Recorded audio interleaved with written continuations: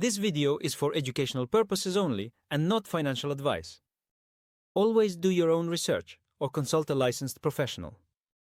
Welcome back to Understanding Money. Today, we're going all in on index funds. Whether you're new to investing, juggling a busy life, or just want a simple way to grow your wealth, index funds are your ally.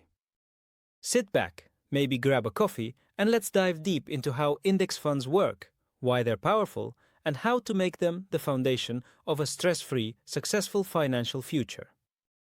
Part 1. What is an index fund and why should you care? Let's start with the basics. An index fund is like a basket that holds shares from a collection of companies, the ones listed in a specific stock market index. Think of the S&P 500 as a who's who of the American stock market. Apple, Microsoft, Amazon, hundreds more, all grouped together. Instead of trying to pick the winners yourself, which, let's be honest, often feels like a lottery, you buy into the entire group by holding shares in an index fund. This means you instantly get big-time diversification. Your risk spreads out across hundreds of businesses. You don't have to stress about picking the next big thing. Your performance mirrors the overall market, which is historically a good deal. So, where did index funds come from? In the 1970s, John Bogle, founder of Vanguard, realized that most individual investors and even professional money managers, with all their fancy degrees and giant research budgets, still fall short of the market's average returns over time. Why? High fees, bad timing, and flawed stock picking. Bogle's solution: create a simple, low-cost fund that simply tracks the index. This revolutionized investing and made true wealth building accessible to everyone.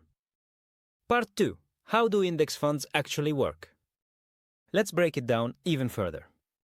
Each index is a list of companies based on set rules. Could be size, geography, industry, or a mix. For example, S&P 500, the 500 largest publicly traded US companies by market value. FTSE 100, the UK's biggest 100 public firms like HSBC, Unilever, Shell. MSCI World, around 1,500 companies from 23 developed countries. When you buy an index fund, either as a mutual fund or an ETF, exchange-traded fund, you're putting your money into all these companies at once. The fund manager keeps the portfolio matched to the index, adding or removing companies as the list updates. ETFs trade like stocks, so you can buy or sell throughout the day. Mutual funds typically update once a day. But both give you broad instant diversity. Passive investing means you're not trying to outsmart the markets or beat the next crash. Your goal? Match the market. Ride the long-term wave of growth. Part 3. Low fees, compounding, and why costs matter. Why does everyone rave about low fees? Because small percentages add up to big money over many years. Suppose you invest $10,000 and pay 1.5% in annual fees with an active fund. You pay $150 a year every year. In an index fund charging 0.05%, it's only $5 per year. Over 30 years, those fees could cost you thousands, potentially the difference between retiring early and working an extra few years. Now add compounding, when your invested money makes returns, and those returns then make more returns.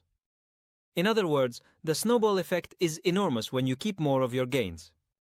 Index funds help your wealth snowball faster by minimizing those leaks from high fees. Part 4. Index fund proof. Real-life performance. Here's what matters. Nearly 90% of professional stock pickers lose to the market indexes over 10, 15, even 30 years. Warren Buffett loves to point out that the best way for most people to invest is to own a broad US index fund.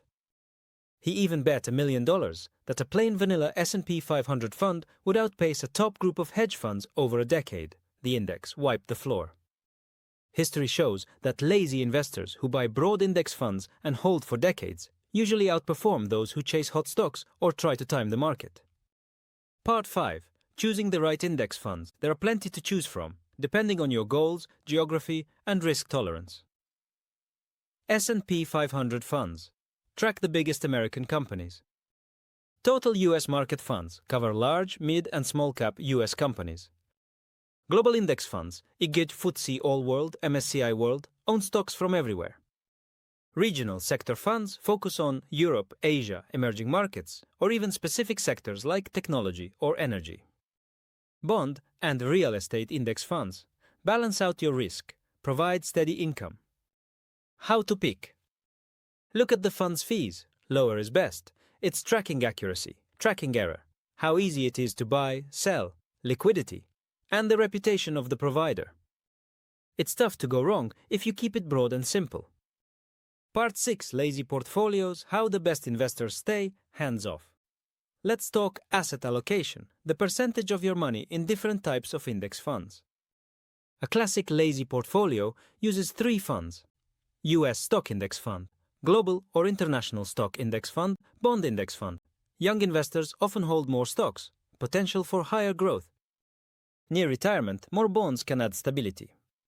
Example, setups 10% stocks, 20% bonds for aggressive long-term growth, 10% stocks, 40% bonds for a balanced approach, 100% stocks if you're okay with big ups and downs and have decades ahead. Automate monthly investments. Rebalance annually. This style wins because it cuts out emotions and market timing. Part 7. Getting started, step-by-step index investing. Ready to jump in? Here's how you start. Open a brokerage account. Compare fees and options. Pick your main index funds, S&P 500, VTI, Total US, VT, Total World, or similar. Set up automatic deposits to buy monthly dollar cost averaging. Don't check your account every day. The less you react, the better your results. Once a year, check if your allocation matches your target. Adjust if needed. Rebalance. Common rookie mistakes. Changing funds too often. Panicking during market dips. Overcomplicating the portfolio. Keep it to 3 to 4 funds max. Part 8. Advanced index strategies and real risks. You can go deeper by adding factor funds, small cap, value, ESG, or by mixing global and emerging market funds. But remember, bigger isn't always better. Simplicity wins. Risks to watch out for. Market crashes.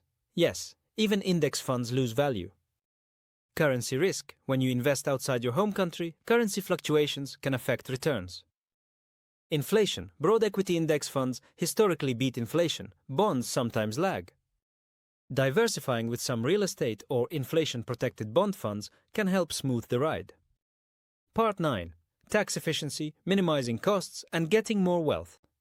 In taxable accounts, low turnover index funds mean fewer taxes on gains. Use tax-advantaged accounts like IRAs, 401ks, or ISAs for the best results. Reinvest dividends for maximum compounding. Resist urge to trade. Every buy-sell may mean a tax or fee. Over the long haul, costs and taxes matter more than chasing hot returns. Part 10. Real stories, Q&A, and lessons. Let's hear some stories. There's Alex, who started investing in index funds at age 30, kept up the monthly plan, and now sees a comfortable, growing nest egg with no stress. Someone else, Jamie, panicked and sold out during a market dip, but learned that holding tight and ignoring short-term news leads to far better long-term results. Real lesson: discipline, patience, and ignoring drama leads to wealth. Drop your questions, stories, or lessons in the comments. I'd love to feature them next time. Part 11. Lazy Investors' Golden Rules. Be consistent. Automatic monthly investing wins. Avoid chasing what's hot. Stick to your plan. Rebalance once a year. Tune out daily financial headlines. Focus on decades, not days. Conclusion and friendly reminder. Index funds work because they're simple, cheap, and proven over time. They're perfect for lazy investors who want to live life without worrying about markets, but still want to build real wealth. If you learned something new, hit like, subscribe for more down-to-earth investing guides, and let's keep building wealth the smart way. Remember, this is for education, not financial advice, so always do your homework and consult a pro if you need it. Thanks for joining me, and happy, stress-free investing. Disclaimer: for education only, always do your own research or get professional help before making financial decisions.